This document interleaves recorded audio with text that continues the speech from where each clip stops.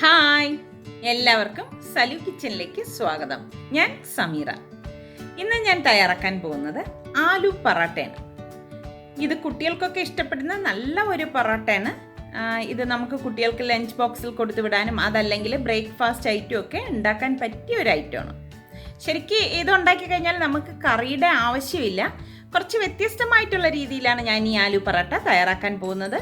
അപ്പോൾ നിങ്ങൾ എല്ലാവരും ഇതൊന്ന് ട്രൈ ചെയ്ത് നോക്കിയിട്ട് എൻ്റെ അടുത്ത് റിപ്ലൈ തരണം കേട്ടോ. അപ്പോൾ നമുക്ക് ഈ ആലു പറാട്ട എങ്ങനെയാണ് തയ്യാറാക്കുന്നതെന്ന് നോക്കാം.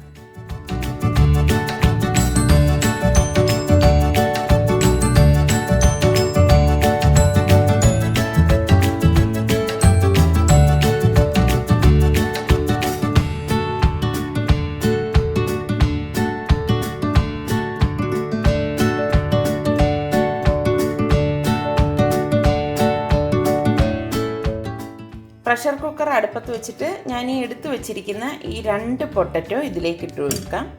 ഇതിലേക്ക് ഇനി നകയ്ക്ക് വെള്ളവും പാകത്തിനുള്ള ഉപ്പും ഇട്ട് അടച്ച് ഈ പൊട്ടറ്റോ വേകുന്നവരെ ഇതൊന്ന് വേവിച്ചെടുക്കാം.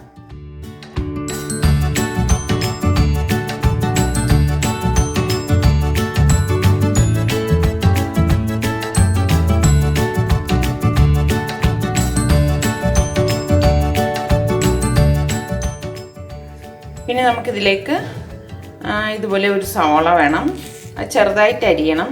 ഈ 2 പച്ചമുളക് എടുത്തിട്ടുണ്ട്, ഇതും ചെറുതായിട്ട് അരിഞ്ഞെടുക്കാം. ഇതൊക്കെ ഓരോരുത്തരുടെ എരിവിനനുസരിച്ച് എടുത്താൽ മതി.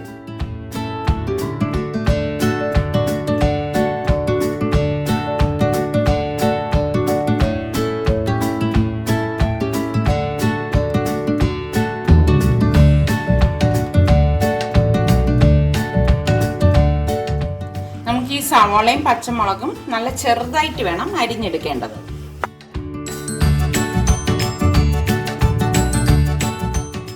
എത്രത്തോളം ചെറുതായിട്ട് അരിയാൻ പറ്റുമോ അത്രത്തോളം ചെറുതായിട്ട് അരിഞ്ഞെടുക്കുക.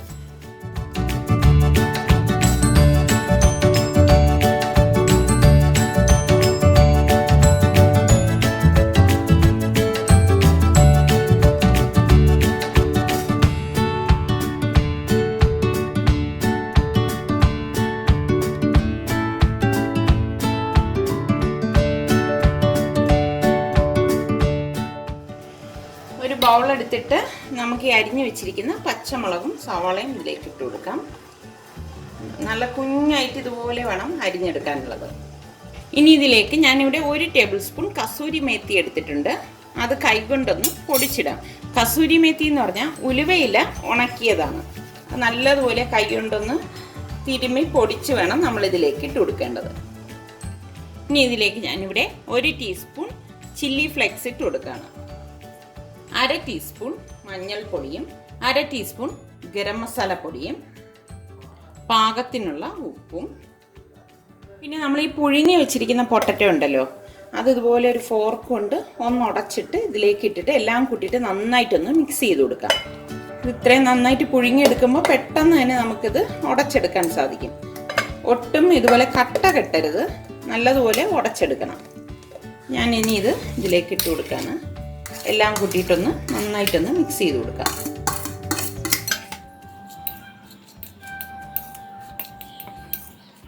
നന്നായിട്ട് ഇത് മിക്സ് ചെയ്തെടുക്കണം. കണ്ടോ, ഇതിവിടെ നല്ലതുപോലെ മിക്സായി വന്നിട്ടുണ്ട്. ഇനി ഇതിലേക്ക് നമുക്ക് അധികം പുളിപ്പില്ലാത്ത തൈര് വേണം ഇട്ട് കൊടുക്കേണ്ടത്. ഇത് ഞാനൊരു 2 ടേബിൾ സ്പൂൺ ഇട്ട് കൊടുക്കുകയാണ്. ഇത് ഞാൻ വീട്ടിൽ തന്നെ ഉണ്ടാക്കിയെടുത്ത തൈരാണ്. തൈര് ഉണ്ടാക്കുന്നതിൻ്റെ വീഡിയോ ഞാൻ ഇതിന് മുൻപ് ഇട്ടിട്ടുണ്ട്. അതിൻ്റെ ലിങ്ക് ഞാൻ ഡിസ്ക്രിപ്ഷൻ ബോക്സിൽ കൊടുത്തിരിക്കാം. നിങ്ങൾക്ക് താല്പര്യം ഉണ്ടെങ്കിൽ അത് നോക്കി ഉണ്ടാക്കിയെടുത്താൽ മതി. അപ്പോൾ ഞാനിവിടെ 2 ടേബിൾ സ്പൂൺ ഇട്ട് കൊടുക്കുകയാണ്. നന്നായിട്ടൊന്ന് വീണ്ടും ഒന്ന് മിക്സ് ചെയ്തെടുക്കാം. പിന്നെ ഒരു കാര്യം പ്രത്യേകം ശ്രദ്ധിക്കണം, നമ്മൾ ഇനി മാവ് കുഴയ്ക്കുമ്പം ഇതിലേക്ക് ഇനി ഒട്ടും വെള്ളം ചേർക്കത്തില്ല.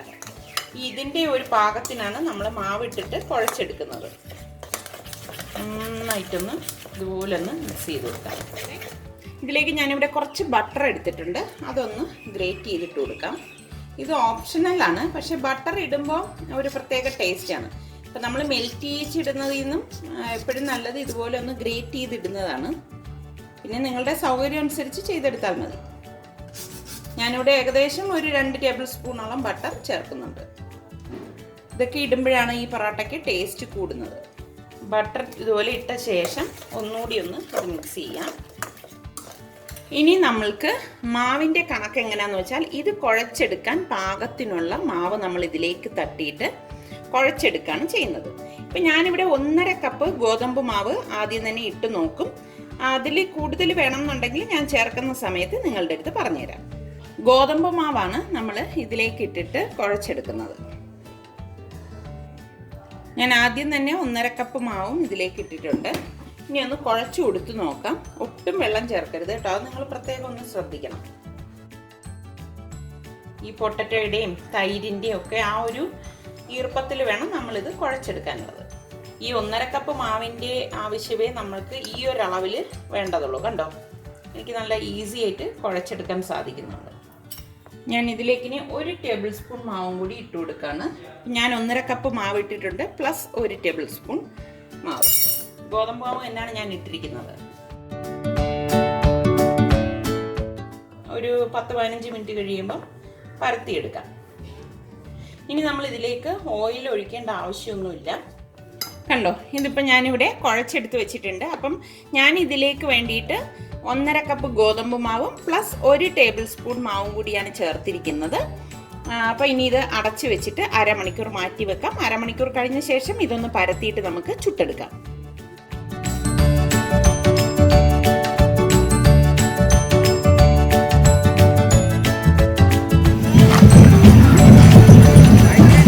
ഇതിവിടെ അരമണിക്കൂറായിട്ടുണ്ട്. നമുക്കിനി ഇത് പരത്തി എങ്ങനെയാണ് ചുട്ടെടുക്കുന്നതെന്ന് നോക്കാം. ഇനി നമുക്കത് ഉരുളകളാക്കിയിട്ട് പരത്തിയെടുക്കാം. ഞാനിവിടെ അത്യാവശ്യം വലിപ്പത്തിലുള്ള ഉരുളയാക്കി എടുക്കുകയാണ്. കണ്ടോ, ഈ ഒരു സൈസിലാണ് ഞാനിവിടെ എടുക്കുന്നത്. നമുക്ക് കുറച്ചൊരു സ്റ്റിക്നെസ് തോന്നും ഈ മാവ് എടുക്കുമ്പം. അങ്ങനെയാണെങ്കിൽ നിങ്ങൾ ഗോതമ്പ് മാവ് എടുത്തിട്ട് കയ്യിൽ കുറച്ചൊന്ന് പൊടി വെതറിയിട്ട് ഇതിൽ നിന്ന് എടുത്താൽ മതി. ഈ ഒരു അളവിൽ എനിക്ക് 8 ഉരുള കിട്ടിയിട്ടുണ്ട്. ഇനി ഇത് പരത്തി ചുട്ടെടുക്കുന്ന എങ്ങനെയാണെന്ന് നോക്കാം.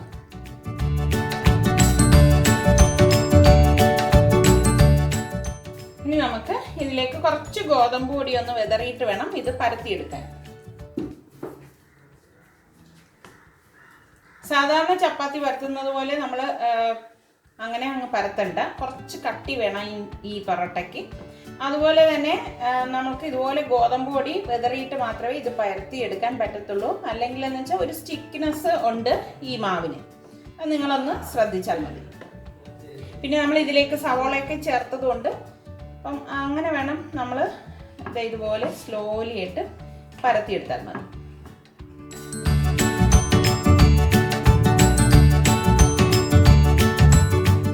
കണ്ടോ, പറയത്തേ ഇല്ല നമ്മൾ ഇതിൽ ഈ സവോളയും പച്ചമുളകും ഒക്കെ ചേർത്തിരിക്കുന്നത്.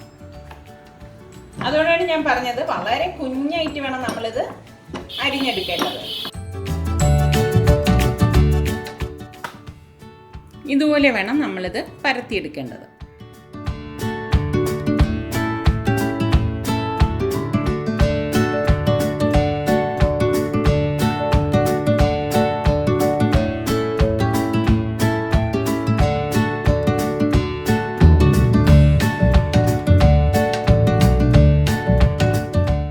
ഇനി ഇരിക്കുന്ന മാവെല്ലാം നമുക്ക് ഇതുപോലെ തന്നെ പരത്തിയെടുത്തിട്ട് ഇനി ചുട്ടെടുക്കുന്ന എങ്ങനെയാണെന്ന് നോക്കാം.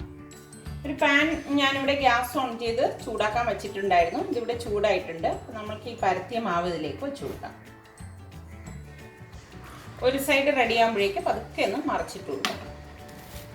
മറിച്ചിട്ട ശേഷം നമുക്ക് കുറച്ച് ബട്ടർ ഇതിലേക്കൊന്ന് തേച്ച് കൊടുക്കാം. ഇത് ഓപ്ഷണലാണ്. പക്ഷെ ബട്ടറൊക്കെ തേച്ചിട്ട് ഇങ്ങനെ കഴിക്കുമ്പോൾ ഒരു പ്രത്യേക ടേസ്റ്റാണ്. നമുക്ക് ശരിക്കും കറിയുടെ ആവശ്യമൊന്നും വരത്തില്ല. അപ്പം നിങ്ങൾക്കത് വേണ്ടാന്നുണ്ടെങ്കിൽ ഇത് ഒഴിവാക്കാവുന്നതാണ്. കുട്ടികൾക്കൊക്കെ എന്തായാലും ഇതായിരിക്കും ഇഷ്ടം എന്നാണ് എനിക്ക് തോന്നുന്നത്. വീണ്ടും ഇതൊന്ന് തിരിച്ചിട്ട് കൊടുക്കാം. തിരിച്ചിട്ടിട്ട് മറുവശത്ത് കുറച്ച് ബട്ടറും തേച്ച് കൊടുക്കാം.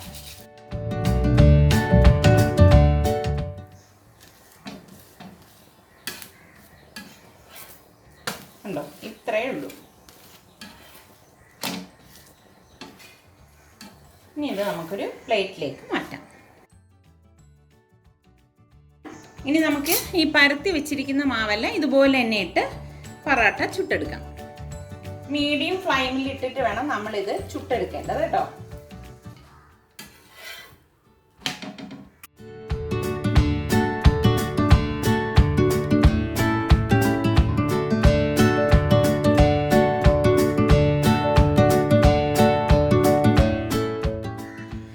ആലു പൊറോട്ട ഇവിടെ തയ്യാറായിട്ടുണ്ട്.